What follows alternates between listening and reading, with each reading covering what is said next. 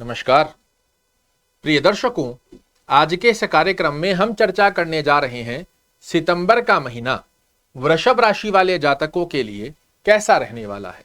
कुछ इस क्रमबद्धता से हम आपके लिए पूरे महीने की चर्चा करने जा रहे हैं।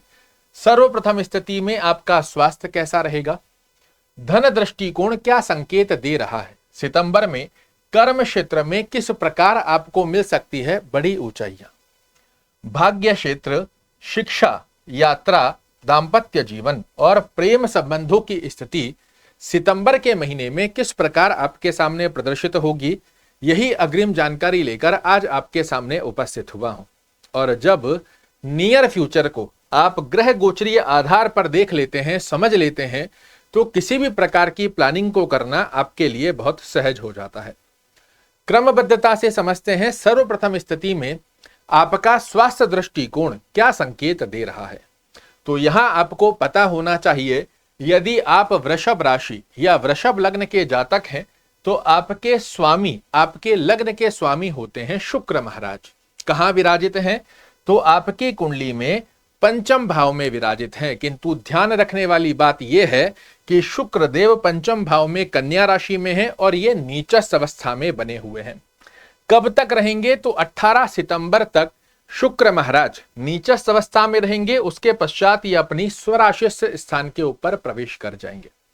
यहां ध्यान क्या रखना है, तो ये स्टमक का स्थान होता है और नीचस्थ शुक्र की स्थिति यदि आपके पंचम भाव में बनी हुई है, ये कहीं ना कहीं सितंबर के महीने में 18 सितंबर तक आपके पेट से संबंधित एसिडिटी, गैस्ट्रिक, डाइजेशन प्रॉब्लम, इनसे रिलेटेड इशू दिखाने की अवस्था बना सकता है। ऐसे में आपको ध्यान क्या रखना है, तो खान पीन का थोड़ा सा ध्यान रखने की आवश्यकता रहेगी।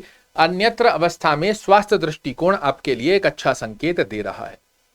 दूसरा सुख होता है मित्रों धन की माया। ये आपका धन भाव होता है और धन भाव के स्वामी बुध महाराज आपके चतुर्थ भाव में बने हुए हैं। ये एक बहुत अच्छी अवस्था आपके लिए बनी हुई है और 23 सितंबर को ये अपनी ही राशि यथार्थ पंचम भाव में बनकर आएंगे। ये एक बहुत स्पष्टीकरण में संकेत है कि धन से संबंधित कार्य पूर्ण रूप से सितंबर के महीने में आपके लिए पक्षकारी अवस्था को दर्शा रहे हैं।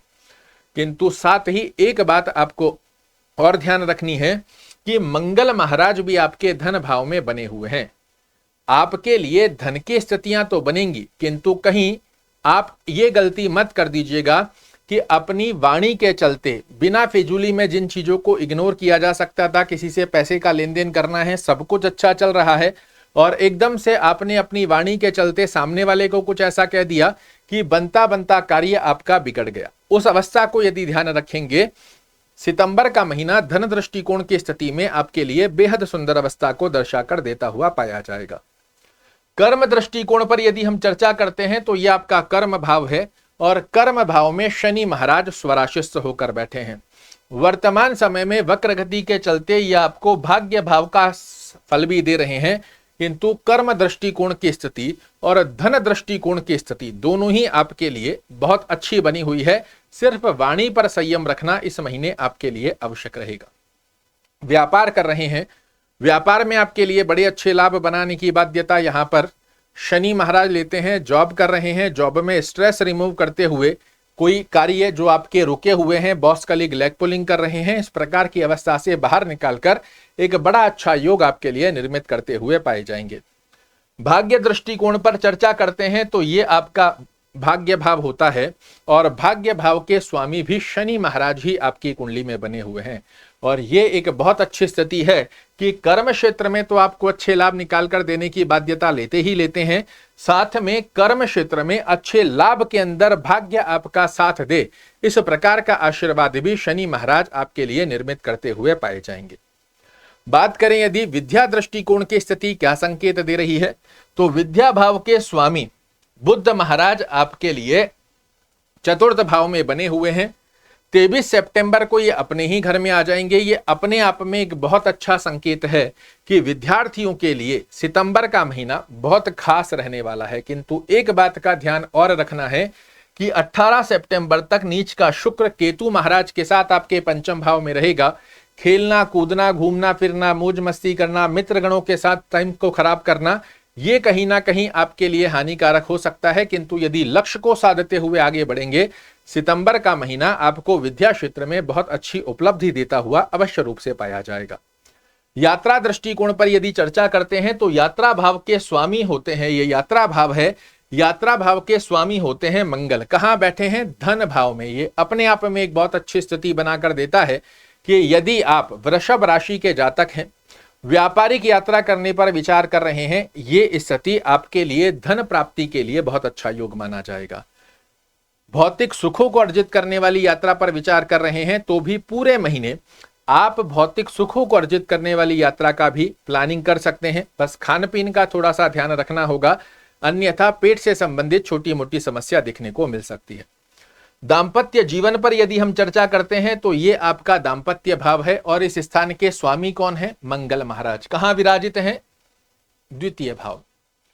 दाम्पत्य जीवन की स्थिति को यह अवस्था बहुत अच्छे से मैनेज करती है, किंतु फिर मैं आपको याद दिलाना चाहूंगा, ये अग्नि कारक तत्व के ग्रह वाणी भाव में विराजित हैं। जिन चीजों को इग्नोर किया जा सकता है उन पर भी आप छोटा छोटा रिएक्ट कर सकते हो और वो आपके रिलेशन की स्थिति को कहीं ना कहीं प्रभावित करता हुआ पाया जाएगा। ऐसे में यदि घर में सुख शांति की स्थिति हम चाह रहे हैं, दाम्पत्य जीवन में मधुर संबंधों की स्थिति बनी रहे ये हम चाह रहे हैं, तो अपनी वाणी पर थोड़ा सा संयम बनाकर रखना है। अन्य कार्यों की अवस्था में दाम्पत्य जीवन आपके लिए बड़ा अच्छी अवस्था को दर्शाकर देता हुआ पाया जाएगा। प्रेम संबंधों पर चर्चा करते हैं तो ये आपके विद्या भाव की स्थिति है, तो ये प्रेम स्थान भी है और इस स्थान पर शुक्र महाराज नीचस्थ होकर बैठे हैं। 18 सितंबर तक विशेष रूप से आपको ध्यान रखना है कि अपने पार्टनर के साथ, जिनके साथ आप रिलेशनशिप में बने हुए हैं, उनसे ओवर एक्सपेक्टेशन करना, बिना फिजूली के चीजों को अस्त व्यस्त करने का योग ना बनाएं, अन्यथा आपके रिलेशन में कहीं ना कहीं खटास, इवन ब्रेकअप जैसी स्थिति भी एक्टिवेट हो जाती है। ये महीना वृषभ राशि वाले जातकों के लिए देखा जाए तो वैसे बहुत खास रहेगा। उसका कारण है, इस महीने सूर्य बुध का बुधादित्य राजयोग आपके लिए कार्य कर रहा है। शनि महाराज की स्थिति बहुत अच्छे से कार्य कर रही है। बुध देव की पर्सनल वे में भी बहुत अच्छे से स्थिति कार्य कर रही है। तो इस समय का सितंबर के महीने में सदुपयोग करने का प्रयास कीजिए। बेहद सुंदर अवस्था में आपको देखने को मिलेंगे बड़े अच्छे लाभ। हमेशा की तरह जिसकी आप सबसे ज्यादा डिमांड करते हो कि इस महीने के शुभ रंग, शुभ अंक और शुभ दिवस कौन से रहेंगे, जिनका पालन कर कर आप बना सकते हो सितंबर के महीने को यादगार। शुभ रंग की यदि हम चर्चा करते हैं तो सफेद रंग, हरा रंग और नीले रंग का प्रयोजन कर कर आप अपने आसपास के एनवायरनमेंट को बहुत सकारात्मक ऑरा में क्रिएट कर सकते हो। कोई भी बड़ा कार्य करने पर विचार कर रहे हो जो आपको आर्थिक दृष्टिकोण से प्रभावित कर सकता है, तो प्रयास कीजिएगा संडे के दिन अर्थात रविवार के दिन, बुधवार के दिन और साथ ही शनिवार के दिन कोई भी कार्य यदि आप करते हो, इसमें आपकी सफलता के परसेंटेज बहुत अच्छे से बनकर आती है। शुभ अंक की यदि हम चर्चा करते हैं तो इस महीने के शुभ अंक आपके लिए रहेंगे 2, 3, 5 और 6। इनको सिंगल डिजिट में या टोटल के मूलांक में किसी भी प्रकार से प्रयोजन में लाना आपके लिए लकी चार्म की तरह कार्य करता हुआ पाया जाएगा। आपके लग्नेश इस महीने में थोड़ा पीड़ित अवस्था में बने हुए हैं। शुक्र की आराधना कीजिए ताकि आपके आचार, विचार, व्यवहार, स्वभाव इन सब स्थितियों में सकारात्मक दृष्टिकोण देखने को मिले। क्या करना चाहिए? ओम शुक्राय नमः इस मंत्र का जाप करना बहुत अच्छा है।